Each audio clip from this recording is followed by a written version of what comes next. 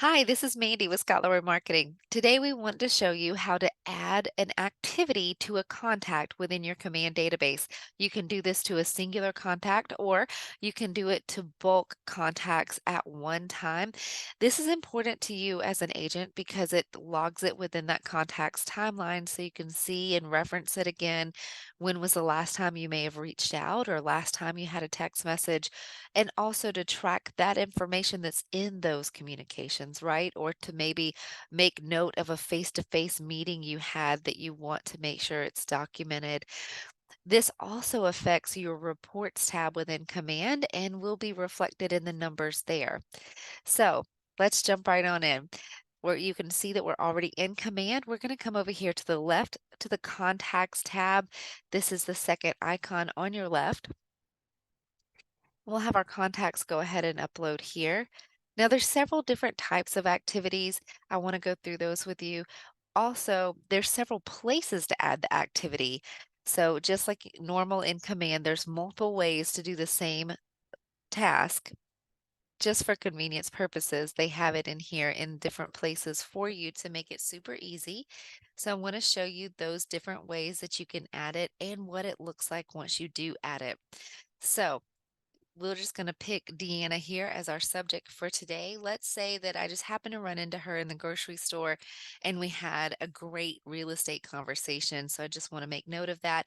She may have mentioned important things like maybe her birthday or maybe her child's name, things that I want to keep in mind when I'm helping build our relationship and keep it personal in our communication. So we'll go here to Deanna.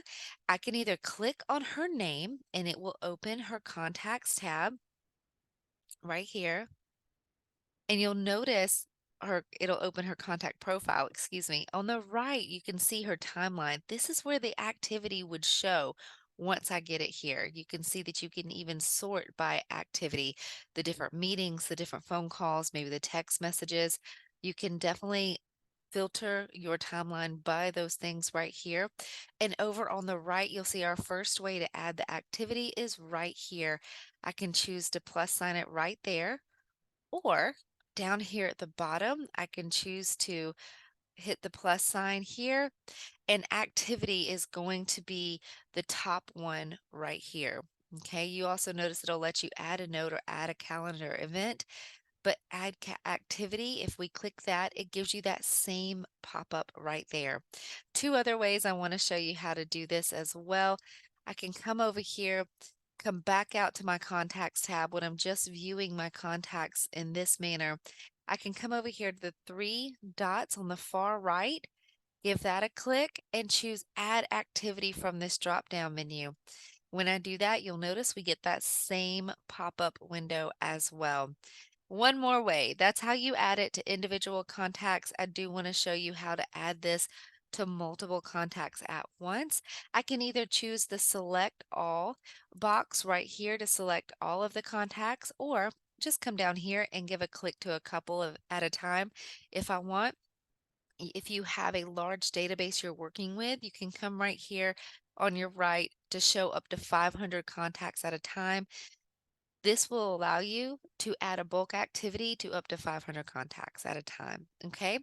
So just make sure if you're working with a larger database, you're selecting that.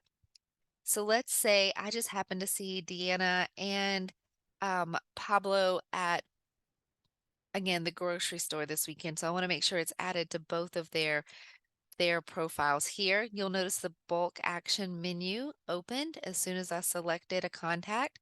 So from that bulk action menu, we can add activity right here, and you'll notice the same pop-up window comes up that way.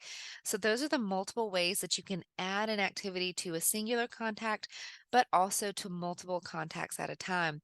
So let's go ahead from this window. Now that we've shown you how to do that, I want to show you the different options for the type of activities that you can add.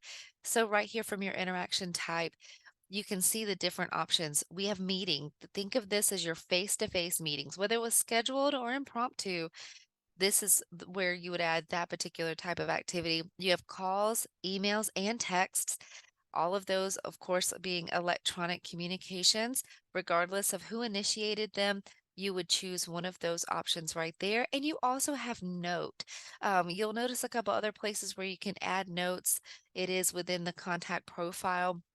And also when we were using the giant plus sign on the bottom right, just know that with note, this is going to be more of like snail mail or like a handwritten card.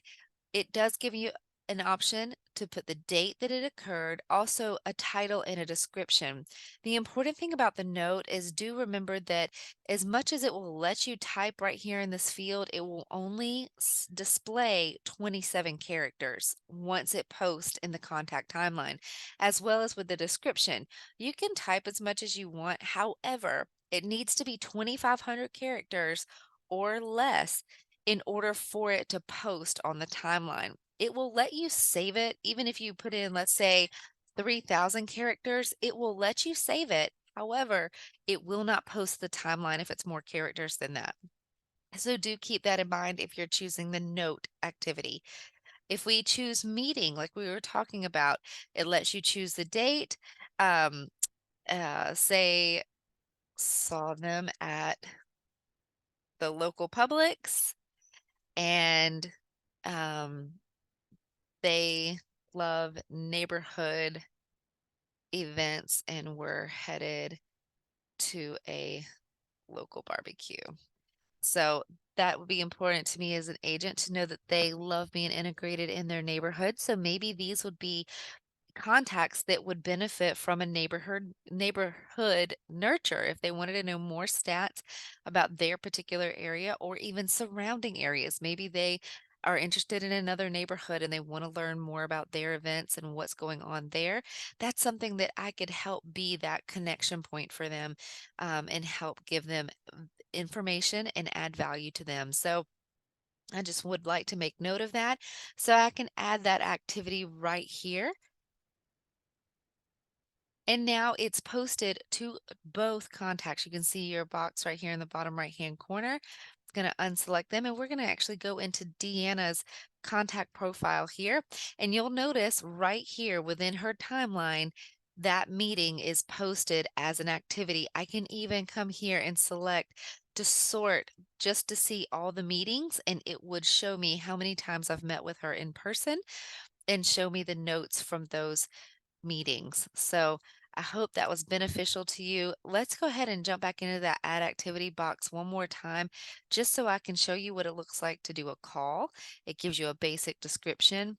If you do an email, it does let you do a subject and a body line or body text here as well.